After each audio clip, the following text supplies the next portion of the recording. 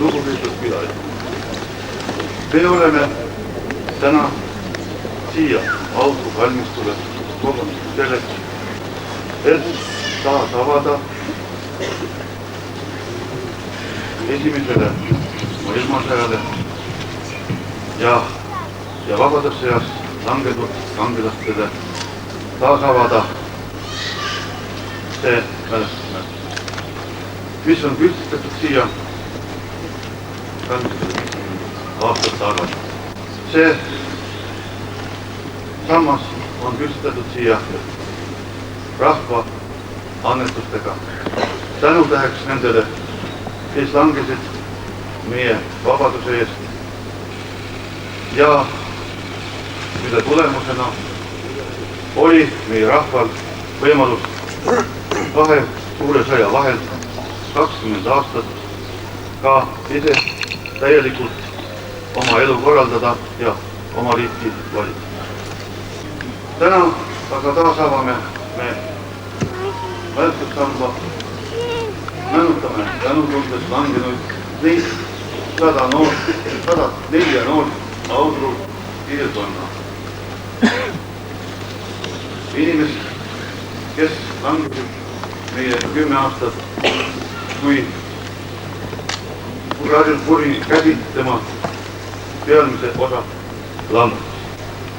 40 aastat seisid ta, kuni möödunud aastal jällegi rahva algatusel tuldi kokku, moodustati komitee, kes hakkas tegelema ausamba taastamisega.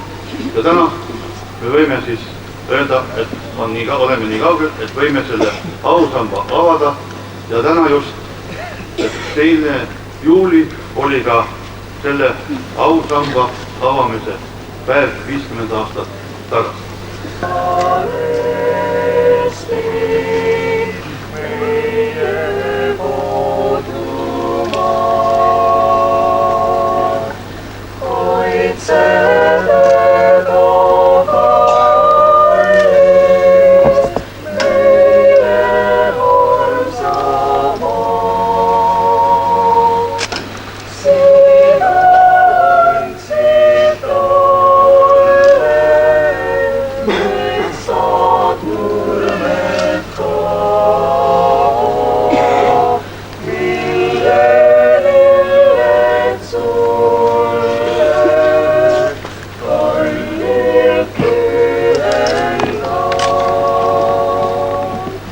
Palus siia kaldamassi. See peaks käima 2 mehega. Ja nimelt kaldamass on esimese ausamba valaja, aluse valaja.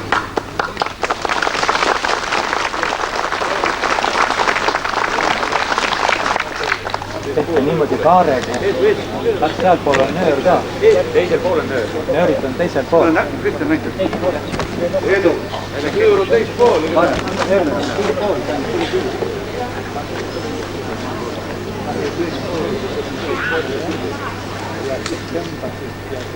Teeb niimoodi, kas ta kõvasti ja siis tõmbad niimoodi kaarega, teeb niimoodi niimoodi. Nii, tee lahti. No, jah.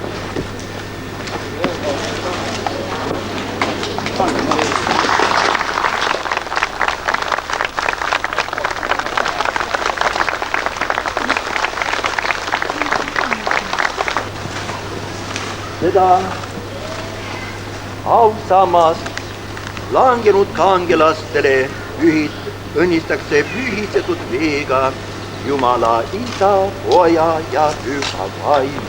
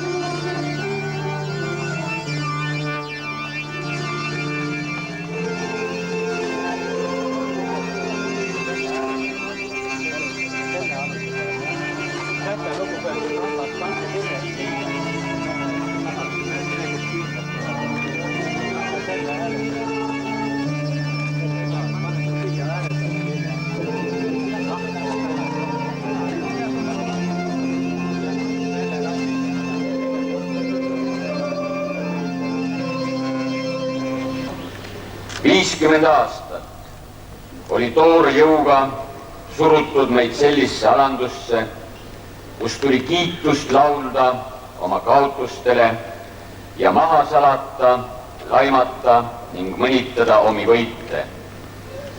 Maa pealt pühiti meie võitude märgid, püüti hävitada nende võitude toojad ja tunnistajad. Kuid rahva ühismälu vastu olid stalinistid siiski jõuetud. Nii nagu elas eestlaste südames meie püha sinimustvalge lipp, nii elas seal ka mälestus Eestimaa mehemeelest, meile vabaduse toonud sangaritest ja kuulsatest võitudest palju kordi vägevama vastase üle. Selles erakordses heitluses lõid teiste kõrval kaasa ka Audru kihelkonna mehed. Nad võitlesid nii, nagu kõik teised Eesti mehed ja langesid või võitsid nagu kõik teised. Need noored mehed, kellede nimesid võime lugeda siinselt ausambalt, ei läinud sõtta surema. Nad läksid võitma, et selle võidu abil edasi elada ja teha oma igapäevast tööd kodutalu nurmedel ja niitudel. Täna, mil me taas oma langenud sangarite üleva ja püha mälestuse põlistame, mõelgem hetkeks nendele külapoistele. Mõelgem sellele, et tänu nende kangelasmeelele ja aususele oma isamaa vastu saame täna siin kõnelda oma emakeeles ja seista oma maa pinnal. Eesti mehed ja Eesti naised, noor eestlaste põlvkond, teie määrata on Eestimaa ja Eesti rahva saatus. Me ei tea, millega lõpeb maailma viimase koloniaalriigi Vene impeeriumi praegune siseheitlus. Kuid me usume, et vägivallale, seadusetusele ja inimvihkajalikkusele rajanev võim ei saa olla igavene. Sellest ise